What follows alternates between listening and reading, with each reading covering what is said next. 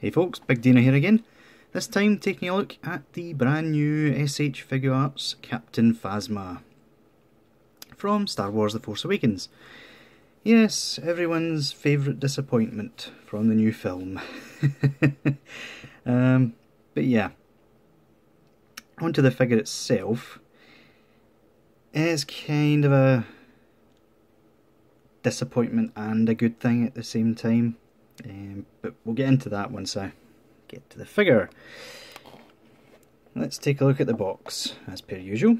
We've got the same red border from the previous Force Awakens stuff, differentiating it from the other stuff from the Star Wars SH Figuarts line. Here we get Captain Phasma there, the Force Awakens, the Bandai logo, Tamashii Nations, Bandai 2016, logo embossed on the front with the blurb on the side with Phasma there again with the blurb again, and yes, they even have the blurb at the side as well. Yeah, and on the top just got the Star Wars logo. One thing I will note is that the actual figure is nowhere near as grubby, shall I say, as the one in the promo shots, but I don't really think that's a bad thing. I mean, Phasma was pretty much chrome in the film, so it wouldn't really make sense for her to be dirty. Maybe she'll get dirty in the next film. Maybe she'll actually do anything. Do something, sorry. But that's a story for another day. On to the accessories. She comes with not all that much. She's essentially the same as the Stormtrooper. She comes with two sort of display hands, posy hands. There we go. Some nice detail work there. She's got strange, almost android-like or robot-like hands. And I heard from I can't actually remember, was it the forum I'm on, that she actually repainted a set of 3PO's gloves for her own. And you get the pair of fist hands, again nicely painted, and you get a hand for gripping the blaster. Sorry folks, I think I'm coming down with a cold, so not quite myself today. The blaster she comes with is essentially the same as the one that came with the Stormtrooper, but it's done up in a different sort of colour. Different colour, and it has the buttstock, which I think makes it look really nice, really differentiates it from the old blasters that the original Stormtroopers had. Never understood why they didn't come with that, but hey. That piece still folds down, and you'll notice they have cut out the guard for the trigger. But other than that, it's the same blaster, they've just remoulded it slightly. And of course, she comes with a gun holding hand, which, I will say this right now, is almost useless. I mean, compared to the Stormtrooper one, which holds it really well and literally will not let go of the thing, this one, you touch it the wrong way and it falls out. I haven't seen anyone else say anything about that yet, but I'm kind of disappointed with it, because you can barely get it to hold it in the sort of pose that you always see it in. See, it just falls out. Because of course in real life, to hold it like that, it needs to be up against the inner elbow. Then you hold it like that, and you can kinda fluff it, but yeah, it's prone to falling out. That is a real disappointment to me. She did come with one other accessory, in that this shoulder pad came separate for some bizarre reason.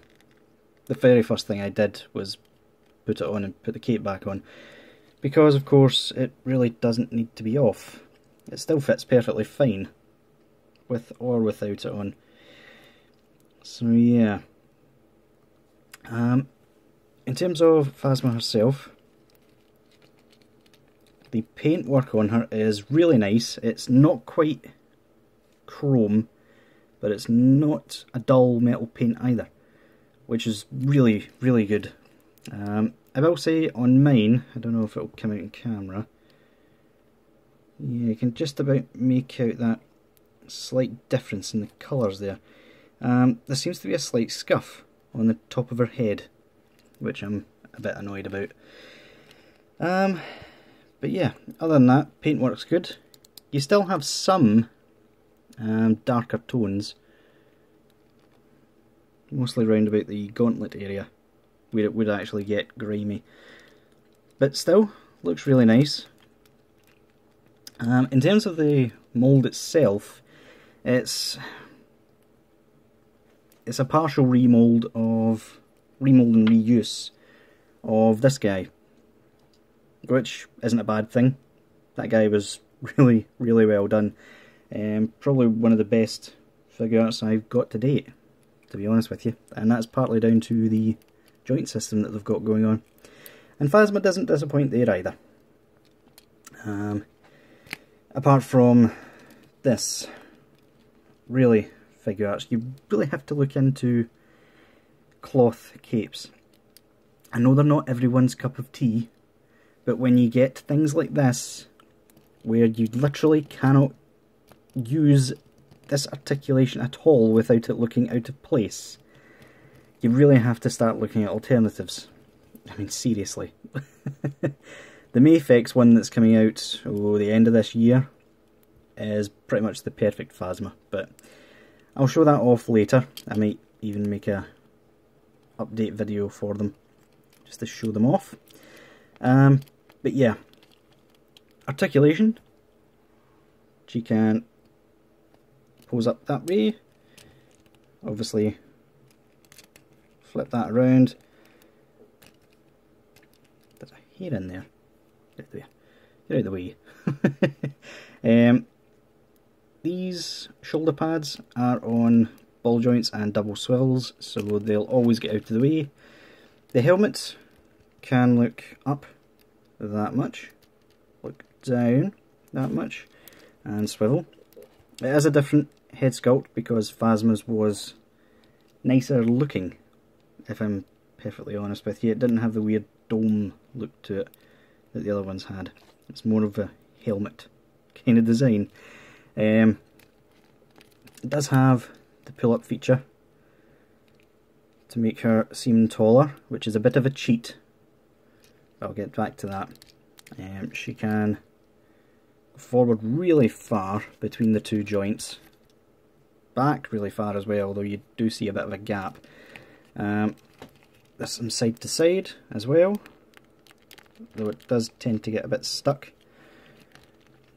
And you've got a nice joint at the waist as well. The arms, sorry, double jointed with the ball joint right there. Oh, while I'm at it, since I completely forgot and ballsed up the review already, popping on the hands, probably one of the easiest figures to pop hands on and off ever in the Figuarts line, really.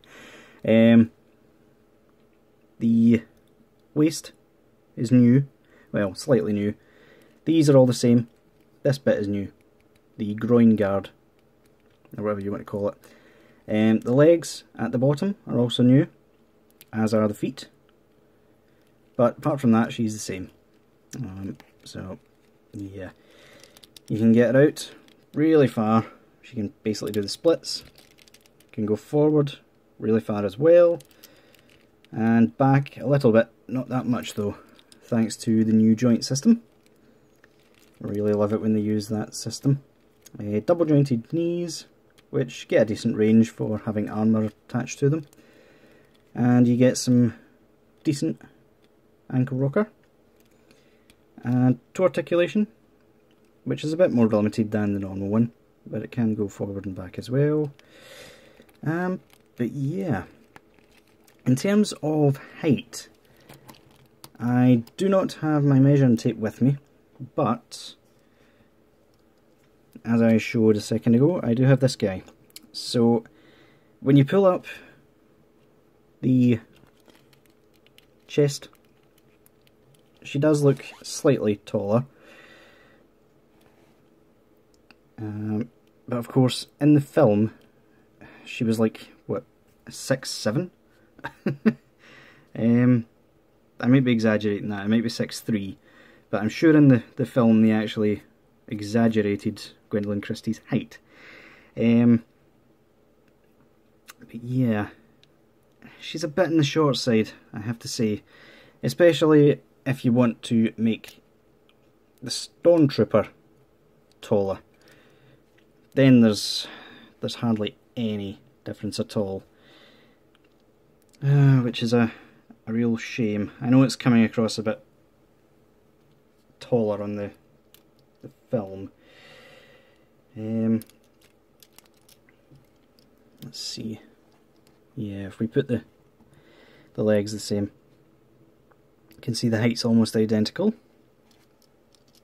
So that's a bit annoying. But other than that, she's pretty decent.